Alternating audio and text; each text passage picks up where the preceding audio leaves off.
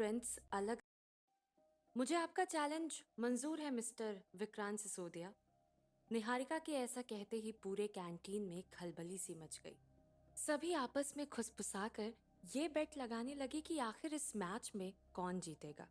निहारिका विक्रांत के रिएक्शन का वेट कर रही थी, लेकिन उसने तभी अपनी आंखों पर सनग्लासेस लगाए और उसी शातिर स्माइल के साथ सिर्फ इतना कहा, सी यू इन कोर्ट, और वहां से उठकर चला गया। क्योंकि विक्रांत और निहारिका की फिजिकल स्ट्रेंथ्स अलग थी, इसीलिए गेम को फेयर बनाने के लिए रितेश ने डबल मैचेस खेलने का सुझाव दिया। It was going to be Vikrant and Sonia versus Niharika and Ritesh. अगली सुबह निहारिका के लिए बहुत इंपॉर्टेंट थी, इसीलिए नहीं कि उसे बैडमिंटन में जीतना था, बल्कि इसीलिए क्योंकि इस बार वो किसी भी तरह से विक्रांत और सोनिया को जीतने नहीं देना चाहती थी। बैडमिंटन कोर्ट पर मैच शुरू होने से पहले अपने पैर पर बैंडेज करते हुए वो मन ही मन सोच रही थी, मेरे पैर की चोट या कोई भी दर्द आज मुझे नहीं रोक सकती। उन दोनों ने मेरे साथ बहुत गलत किया, मुझे कितना जलील किया, कितना सुनाया, पर मैंने हर बार जाने दिया। पर इस बार उन दोनों ने मिलकर मेरे अगेंस्ट इतनी प्लानिंग की, मुझे पहले राउंड में ही कंपटीशन से निकलवाने की कोशिश की। नहीं, इस बार मैं उन्हें वापस जवाब देकर ही रहूंगी। निहारिका ये सब सोच ही रही थी जब उसने ऑफिस के बाकी एम्प्लॉयज और रोशनी को वहां एंटर करते देखा। सभी मैच देखने के लिए बहुत एक्साइटेड थे।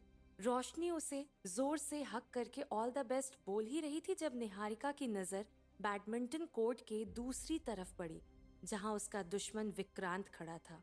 ब्रांडेड शॉर्ट्स और टी शर्ट पहने सनग्लासेस लगाए वो अपने महंगे स्पोर्ट्स शूज की लेसेस बांध रहा था। उसे देखकर निहारिका के मन में अचानक से ख्याल आया, इसके इन महंगे कपड़े जूतों से मेरी कॉलेज की फीस तो बहुत कम थी, लेकिन फिर भी पापा वो नहीं देना चाहते थे। मेरी 1000 मिन्नतों के बाद भी मुझे सिर्फ ताने ही सुनने को मिलते थे। तभी कमर मटकाते हुए और बाल झटकाते हुए सोनिया ने एंट्री की। उसकी hot and sexy badminton costume को देखकर ऑफिस के बाकी लोगों की आंखें खुली की खुली रह गई थी। उसके मुकाबले अपनी सिंपल सी टी शर्ट एंड टाइट्स देखकर निहारिका का कॉन्फिडेंस थोड़ा सा हिल गया। क्या मैंने गलत कपड़े पहने हैं? कहीं लोगों को ऐसा तो नहीं लग रहा कि मुझे इस गेम के बारे में कुछ पता ही नहीं? तभी पीछे से रितेश की आवाज आई, कपड़ों से कुछ नहीं होता, मैच जीतने के लिए टैलेंट और हौसला चाहिए, बस। निहारिका ने मुड़कर उसे देखा तो रितेश ने स्माइल करते हुए कहा, लेट्स गो पार्टनर। टॉस जीतकर विक्रांत अपनी शातिर स्माइल के साथ निहारिका की तरफ बहुत स्पीड से अपना पहला शॉट मारा। निहारिका टाइम से सर्व रिटर्न नहीं कर पाई और विक्रांत पहला पॉइंट जीत गया। पूरे कोर्ट में विक्रांत विक्रांत की पुकार गूंजने लगी थी। निहारिका ने अब अपना रैकेट कसकर पकड़ा और इस बार विक्रांत की स्पीड को समझते हुए टाइम पर शटल कॉक तक पहुंच गई और घुमाकर रिटर्न मारा। गेम अब पूरे जोश में शुरू हो चुका था। चारों प्लेयर्स जोरों से अपनी अपनी बारी खेल रहे थे, लेकिन निहारिका पर एक अलग ही भूत सवार था। इसीलिए वो बिना कुछ देखे एक्स्ट्रा फोर्स के साथ शटल को बस मारे ही जा रही थी।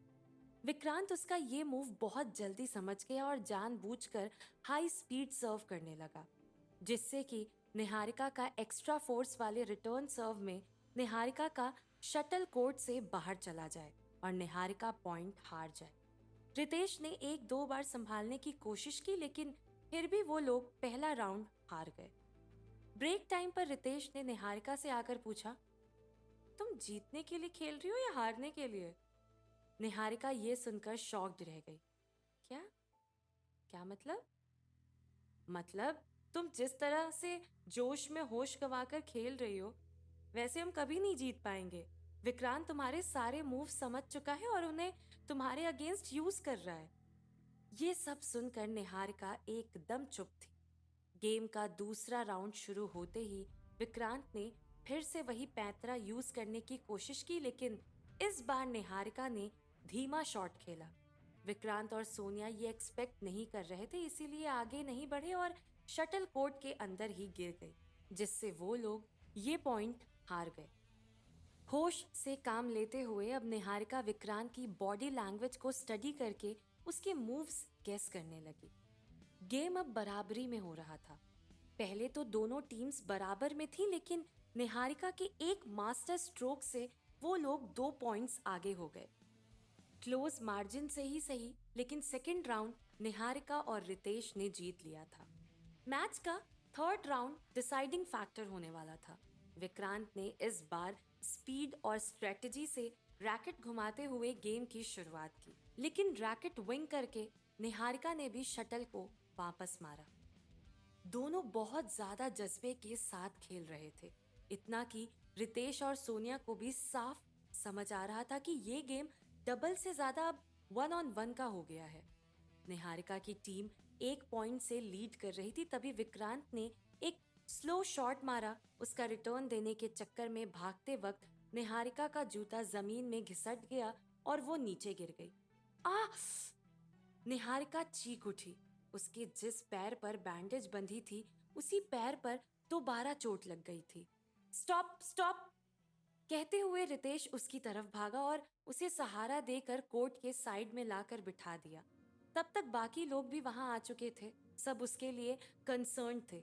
जब अचानक विक्रांत की आवाज आई, मुझे नहीं लगता तुम आगे खेल पाओगी। तुम्हारे पास अभी भी टाइम है, गेम को यहीं खत्म करके आगे बढ़ते हैं। उसकी बातें सुनकर निहारिका को पेन की जगह अब सिर्फ गुस्सा आ रहा था। उसने रितेश का हाथ पकड़ा और खड़ी हो गई। रितेश ने कंसर्न में कहा, लेकिन निहारिका, तुम्हें काफी चोट लगी है। उसकी जिद देखकर विक्रांत ने उसे एक शातिर स्माइल देते हुए कहा, तुम मानने वालों में से नहीं हो ना? जिस पर निहारिका ने एटीट्यूड में जवाब दिया, नहीं, मैं हार मानने वालों में से नहीं हूँ। विक्रांत ने कुछ नहीं कहा और अपने कोर्ट पर वापस चला गया। गेम फिर से शुरू हो गया। काफी देर खेलने के बाद अब सोनिया थकने लगी थी। वहीं दूसरी तरफ रितेश और निहारिका एक के बाद एक शॉट्स मारते जा रहे थे और विक्रांत दोनों को अकेले ही संभाल रहा था। गेम का आखिरी राउंड चल रहा था। दोनों टीम्स के स्कोर्स सेम थे। कोर्ट पर एक टेंशन सा बना हुआ था। विक्रांत के जीतने के चांसेस ज्यादा नजर आ रहे थे, क्योंकि निहारिका की स्पीड अब कम होने लगी थी। रितेश भी थका हुआ नजर आ रहा था। तभी निहारिका ने लास्ट सर्व की, जिसको विक्रांत ने स्पीड के साथ रिटर्न किया। लेकिन अगले सेकंड जब वो शटल निहारिका की तरफ आई तो उसने बहुत हल्के से शटल को मारा। विक्रांत को लगा शटल निहारिका के ही कोर्ट में गिर जाएगी, इसीलिए वो आगे नहीं आया, पर तभी शटल नेट को पार कर विक्रांत के कोर्ट में आ गिरी, एकदम नेट के पास। विक्रांत ये पॉइंट हार चुका था और निहारिका गेम जीत गई थी। Game Niharika and Ritesh. ये सुनते ही उसने खुशी में रितेश को हक कर लिया। सभी उसको चीयर कर रहे थे। वहीं कोर्ट की दूसरी तरफ सोनिया ने रैकेट जमीन पर फेंकते हुए गुस्सा किया और वहां से चली गई। लेकिन इस सब में विक्रांत शांत खड़ा निहारिका की तरफ देख रहा था। निहारिका ने उसकी नजर को फॉलो किया तो देखा उसका पैर खून से सना हुआ था। उसकी पैर की चोट से खून बहे जा रहा था और खून के धब्बे कोट पर भी दिखाई दे रहे थे। इतना खून देखकर निहारिका को अब चोट का दर्द भी महसूस होने लगा और उसके पैर लड़खड़ा गए। एक सेकंड के लिए विक्रांत आगे बढ़ा ताकि निहारिका को संभाल ले, लेकिन उससे पहले ही रितेश ने उसे अपनी बाहों में उठा लिया था। उसने परेशान होते हुए कहा, तुम्हें अभी डॉक्टर के पास जाना होगा और प्लीज कोई बहस मत करना। निहारिका ने बस अपनी गर्दन हिला दी और उन दोनों को जाता देख विक्रांत के चेहरे पर कोई एक्सप्रेशंस नहीं थे। वहीं हॉस्पिटल पहुंचने पर पता चला कि डॉक्टर किसी इमरजेंसी केस को अटेंड कर रहे थे। निहारिका के पैर का दर्द अभी काफी बढ़ चुका था, लेकिन आज उसके चेहरे पर सिर्फ जीत की खुशी थी। थोड़ी देर बाद जब डॉक्टर आए तो निहारिका के पैर की हालत देखकर शॉक्ड रह गए और पूछा, कि तुम्हारी चोट इतनी गहरी कैसे हो गई? लास्ट टाइम तुम्हारे एक्सीडेंट के वक्त तो घाव मामूली सा था। निहारिका झेप कर नीचे देखने लगी। जब रितेश ने बोला, क्योंकि मैडम को अपनी चोट से ज्यादा बैडमिंटन मैच जीतने में इंटरेस्ट था, राइट निहारिका? ये सुनकर डॉक्टर ने उसे डांटते हुए कहा, लापरवाही की हद होती है निहारिका। तुमने ये सब करके अपना जख्म और बढ़ा लिया है। मुझे एक्सरे करके दिखाना पड़ेगा डैमेज कितना हुआ है। एक्सरे होने के बाद पता चला कि निहारिका के पैर में लिगामेंट टियर हो गया है जो कि फ्रैक्चर से भी ज्यादा नुकसान पहुंचा सकता था। इसीलिए डॉक्टर ने निहारिका के पैर पर प्लास्टर चढ़ा दिया ताकि इस बार वो चाह कर भी कोई लापरवाही ना बरते। हॉस्पिटल से निकलकर वॉकिंग स्टिक के सहारे निहारिका रितेश की गाड़ी में जाकर बैठी तो उसने उसे घर छोड़ने की बात की, पर निहारिका ने साफ मना कर दिया। वो ऑफिस जाकर अपना काम खत्म करना चाहती थी। इस बार रितेश से रुका नहीं गया और वो बोला, तुम कभी किसी की बात सुनती क्यों नहीं हो? वहां बैडमिंटन कोर्ट में भी विक्रांत ने तुम्हें कहा था कि मैच वहीं बंद कर देते हैं, लेकिन नहीं, तुमने अपने ईगो में आकर आगे खेला और अपने पैर पर प्लास्टर चढ़वा लिया। निहारिका ने उसे पलटकर जवाब देते हुए कहा, ईगो नहीं, सेल्फ रिस्पेक्ट। रितेश सर, मैं अपनी सेल्फ रिस्पेक्ट नहीं खो सकती थी, फिर भले ही उसके बदले मुझे कुछ भी क्यों ना सहन करना पड़े।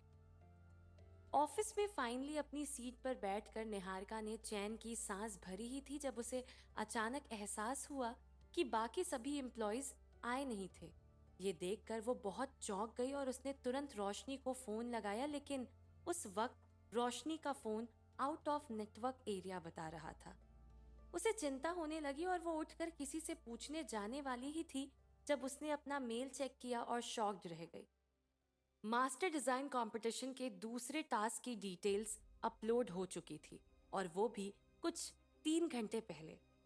टास्क के मुताबिक सभी पार्टिसिपेंट्स को दिल्ली शहर से थोड़ा बाहर एक खाली प्लॉट ऑफ लैंड की फिजिकल मैपिंग करनी थी और उसके बाद एक लग्जरी 100 स्टोरी रेजिडेंशियल टावर का डिजाइन बनाना था। और ये सब करने में निहारिका अब ऑलरेडी 3 घंटा लेट हो चुकी थी। निहारिका ने उसके बाद आओ देखा ना ताओ जल्दी से बैग में स्केचिंग एंड मैपिंग का सारा मटेरियल रखा और अपनी वॉकिंग स्टिक का सहारा लेकर अपनी मंजिल की ओर बढ़ गई। लेकिन जब 45 मिनट बाद वो कंपटीशन टास्क में बताई जगह पर पहुंची तो आगे का नजारा देखकर वो दंग रह गई थी। उसे जिस प्लॉट ऑफ लैंड की मैपिंग करनी थी वो एक हिल टॉप पर था। वहां तक पहुंचने के लिए निहारिका को चढ़ाई करके ऊपर जाना होगा और प्लास्टर वाले पैर के साथ ऐसा कर पाना इम्पॉसिबल था। अब निहारिका इस चुनौती का सामना कैसे करेगी? क्या वो कंपटीशन का दूसरा टास्क टाइम पर पूरा कर पाएगी? मैच हारने के बाद अब विक्रांत निहारिका से कैसे बदला लेने वाला था, जानने के लिए देखते रहिए पॉकेट एफएम।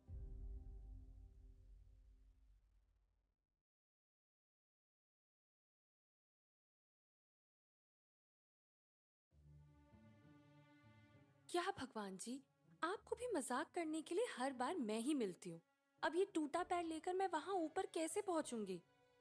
निहारिका ने ऊपर आसमान में शिकायत करते हुए कहा। वो अच्छी तरह से जानती थी कि प्लास्टर वाले पैर से चढ़ाई पर चढ़ना लगभग इम्पॉसिबल है, पर मरती क्या न करती। उसके पास कोई और ऑप्शन नहीं था। उसने अपनी वॉकिंग स्टिक पर बैलेंस बनाया और आगे बढ़ने की कोशिश करने लगी और मन ही मन खुद को डांटते हुए बोली, और बैडमिंटन खेल ले, विक्रांत और सोनिया को हराना है, ईगो नहीं सेल्फ रिस्पेक्ट वगैरह वगैरह, और इस सब के चक्कर में असली कंपटीशन में मुसीबत मोल ले। निहारिका, तू ये कैसे भूल गई कि तेरा असली मकसद कंपटीशन जीतना है? वो थोड़ा ही आगे बढ़ी थी जब उसने देखा कि उसके ऑफिस के बाकी कलीग्स तो नीचे उतरने लगे थे। वो लोग उसकी तरफ देखते हुए खुसफुसा रहे थे, कुछ तो मुंह पर हाथ रखकर हंस भी रहे थे, पर निहारिका अभी उनकी बातों से डिस्ट्रैक्ट नहीं हो सकती थी। लेकिन 2 कदम चलते ही खटाक से वॉकिंग स्टिक के टूटने की आवाज आई है और फिर धड़ाम से निहारिका के नीचे गिरने की। आह! निहारिका दर्द से चीख पड़ी। निहारिका को नीचे गिरता देख रोशनी, जो कि नीचे उतर रही थी, दौड़कर उसके पास आई और बोली, अरे निहारिका, तुम ठीक तो हो? रोशनी ने सहारा देकर उसे पास के पत्थर पर बिठाया और बोली, तुम कंपटीशन अथॉरिटी से बात कर लो ना, कह दो कि तुम्हारे पैर में प्लास्टर लगा है, तुम्हें चढ़ने में मुश्किल हो रही है। आई एम श्योर वो इतना तो समझेंगे ही। नहीं, मुझे कोई फेवर नहीं चाहिए, ये टास्क मुझे अपने दम पर कंप्लीट करना है, निहारिका ने कहा। रोशनी ने तभी उसका हाथ पकड़कर बोला, चलो मैं तुम्हें ऊपर ले चलती हूँ, फिर तुम जल्दी से काम खत्म करना और हम साथ में ऑफिस लौट चलेंगे, ओके? पर निहारिका ने उसे मना करते हुए कहा, ये टास्क हम दोनों के लिए इक्वली इम्पोर्टेंट है।